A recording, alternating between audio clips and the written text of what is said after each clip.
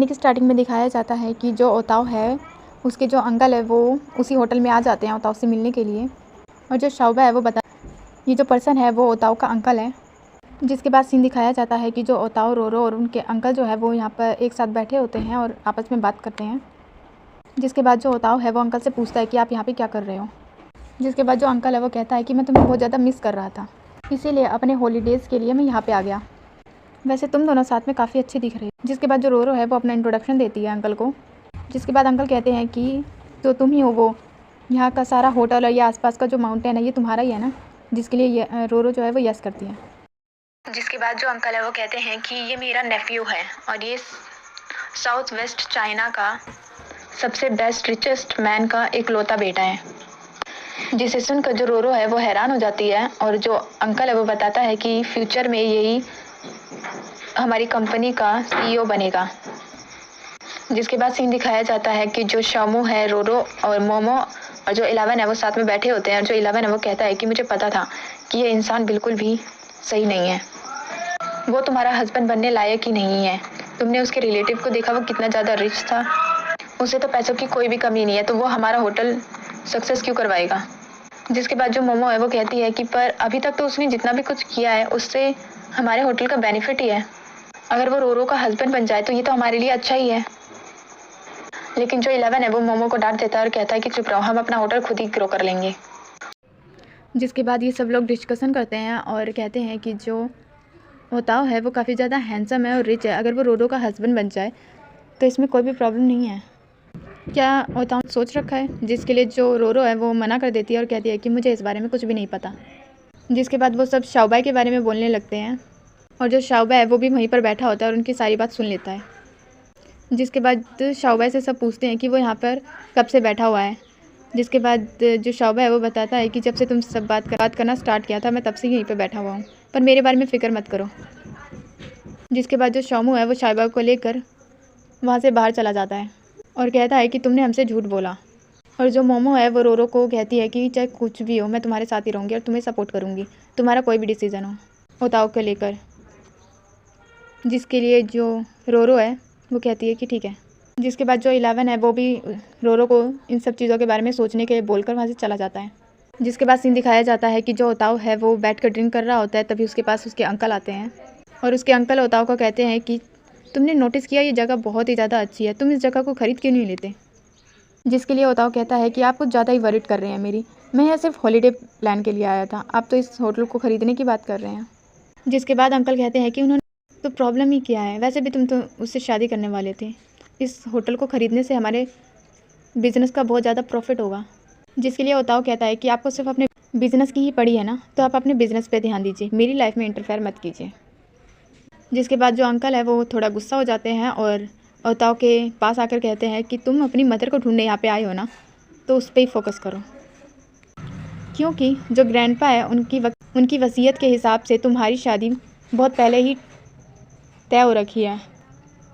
तुम उसी लड़की से शादी करोगे जिससे तुम्हारी शादी होने वाली है, तुम्हारे इस न्यू लव का अभी कोई मतलब नहीं। जिसके बाद सीन दिखाया जाता है कि ओताओ जो है वो वहाँ से आ जाता है और रोरो के दिए हुए उस चाबुक को देखकर उसे याद कर रहा होता है और कमरे में रोरो भी उदास बैठी होती है और अपने चाबुक को याद करती है और कहती है कि अगर वो मेरे पास होता तो मैं उसे जान से मार देती। जिसके बाद सीन दिखाया जाता है कि जो ओताओ है वो वहाँ पे कुछ लकड़ियाँ काट रहा होता है, तभी वहाँ पे रोरो आती है और ओताओ से कहती है कि मुझे तुमसे कुछ कहना है। और ओताओ जो है वो डर रहा होता है बिल्कुल कि अब पता नहीं क्या करने वाली है ये। जिसके बाद वो उस बैग में से उसका चाबुक निकालता है और उसे दे देता है और जो रोरो है उस चाबुक को जैसे ही हिट करती है वो बिल्कुल डर के पीछे हो जाता है और वो रोरो को कल की बात एक्सप्लेन करना चाह रहा होता है, लेकिन जो रोरो है वो उसे किस कर देती है और कहती है कि तुम्हें कुछ भी एक्सप्लेन करने की ज़रूरत नहीं है, मैं तुम पे पूरा ट्रस्ट करती हूँ। जिसके बाद जो ओताओ है वो कहता है कि तुम चिंता मत करो, मैं ये सब जल्दी ठीक कर दूँगा। जिसके बाद जो रोरो है वो अपना हंटर वापस उसे दे देती है और कहती है कि मैं तुम्हारा इंतज़ार करूँगी। जिसके बाद सीन दिखाया जाता है मोमो और शाओबा का, जो अंकल के पास होते हैं और उनकी खातिरदारी कर रहे होते हैं और शाओबा तो कुछ ज़्यादा कर रहा होता है क्योंकि वो उनके बॉस का अंकल होता है। जिसके बाद वहाँ पर ओताओ और रोरो दोनों आ जाते हैं। जिसके बाद जो अंकल है वो उन दोनों को बैठने के लिए कहते हैं और बताते हैं कि एक बहुत बड़ी मिसअंडरस्टैंडिंग हो गई है सबके बीच में।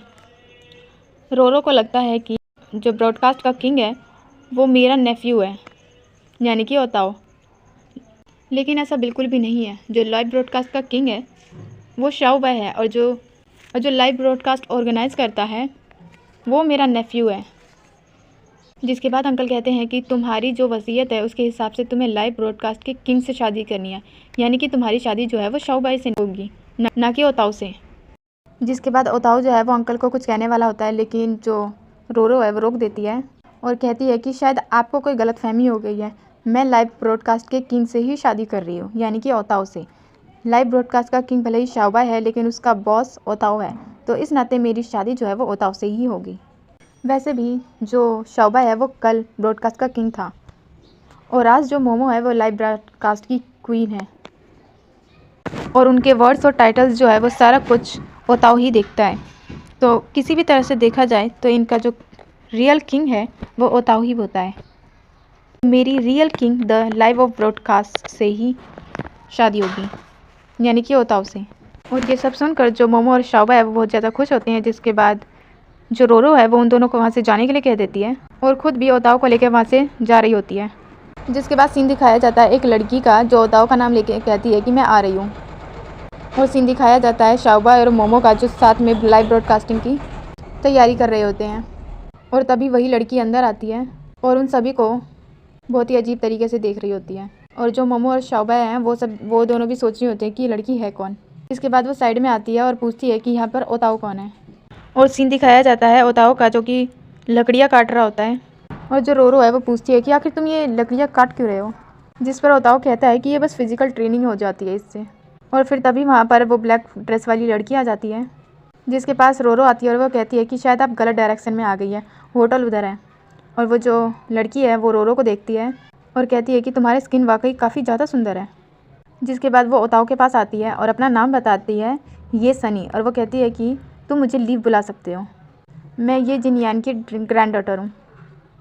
जिसके बाद जो ओताओ है वो भी समझ जाता है कि ये वही लड़की है जिससे इसकी शादी तय हुई है। जिसके बाद ओताओ कहता है शायद मेरे ब्रदर इन लॉ ने तुम्हें बताया नहीं। जिसके बाद जो सनी है वो कहती है कि मुझे बताया है कि तुम किसी लड़की से प्यार करते हो यहाँ पर, और अगर मैं गलत नहीं हूँ तो वो लड़की यही है ना। जिसके बाद जो रोरो है वो अपना इंट्रोडक्शन देती है और उससे हैंडशेक करती है। और सीन दिखाया जाता है कि जो सनी है वो अंकल के साथ होती है और कहती है कि आपने मुझे यहाँ पर ऐसे ही कैसे बुला लिया, मतलब इसमें कुछ ना कुछ आपका भी तो बेनिफिट होगा, इसीलिए तो आपने मुझे ओताओ की फियांसे के लिए यहाँ पे बुलाया है।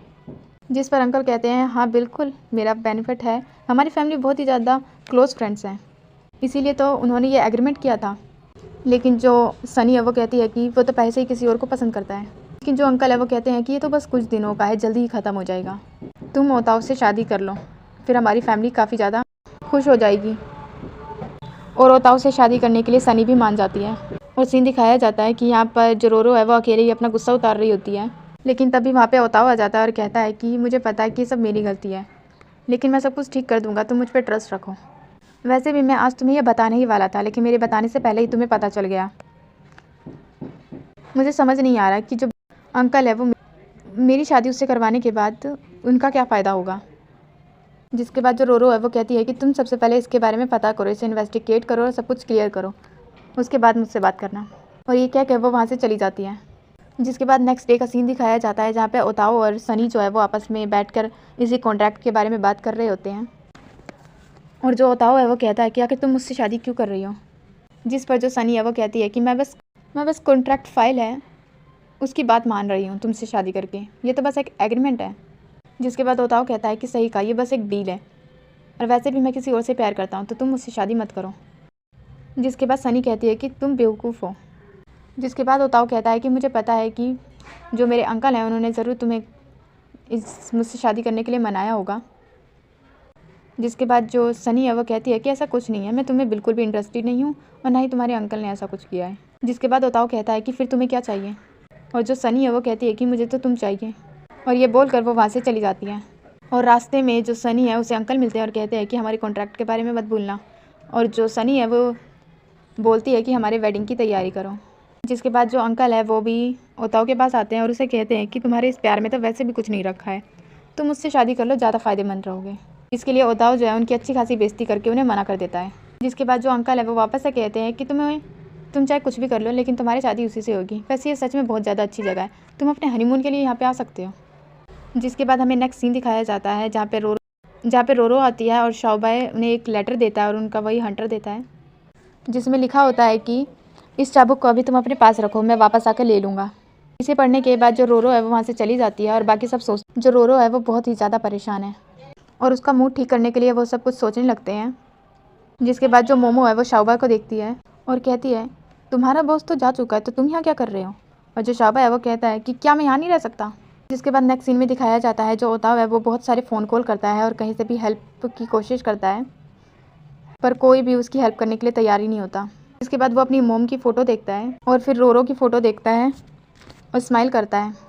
और यहाँ पर रोरो जो है वो काफ़ी ज़्यादा दुखी होती है और अपने पुराने फ्लैशबैक को याद करती है कि वो उसके साथ किस तरह खुश थी और वो उन सभी सीन्स को याद करती है जब उसने अपना लव कन्फेस किया था। और जो ओताओ है वो भी इन सब चीज़ों को याद कर रहा होता है। जिसके बाद नेक्स्ट सीन दिखाया जाता है ओताओ और उसके अंकल का। और अंकल जो है वो कहता है कि तुमने बहुत अच्छा डिसीजन लिया कि तुम सनी से शादी करने के लिए मान गए। लेकिन तभी वहाँ पर रोरो आ जाती है और उसके आने के बाद जो अंकल है वो पूछते हैं कि आखिर तुम यहाँ पे क्या कर रहे हो। जिसके बाद जो रोरो है वो उन्हें एक फ़ाइल देती है और उन्हें वो फ़ाइल पढ़ने के लिए कहती है। और जो अंकल है वो उस फाइल को पढ़ते हैं और कहते हैं कि तुम क्या कहना चाहती हो कि हम उस होटल को नहीं ले सकते। लेकिन इन सब बातों से कोई भी फ़र्क नहीं पड़ता। ये बोल के वो फाइल वो रख देते हैं और कहते हैं कि जो तुम्हारा होटल है वो तो हम ले ही लेंगे और तुम्हारा होटल ही नहीं बल्कि तुम्हारा पूरा का पूरा विला ले लेंगे। कोई भी बड़ी बात नहीं है क्योंकि मैं एक शेयर होल्डर हूँ। लेकिन जो रोरो है वो कहती है कि ज़रा फाइल को पूरा पढ़िए।